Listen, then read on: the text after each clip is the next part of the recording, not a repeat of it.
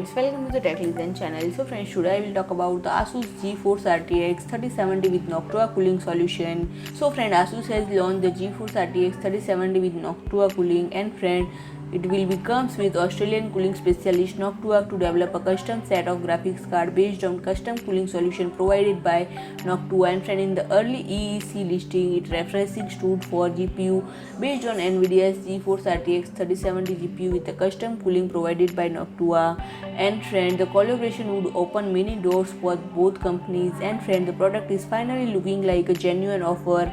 And friend, it has dual 8-pin power connectors to supply the chip and has 3 DisplayPort connector accompanied by 2 HDMI outputs. And friend, the product is 3-slot body with Noctua's iconic brown theme featuring 2 large fans to cool the heat sinks. And friend, while we don't know any further information, the pricing in support to stand at 16 million VND and translating to around $1,137 at the writing date. So friend, if you like my video, please do like, share and comment, and don't forget to subscribe my channel and press the bell icon.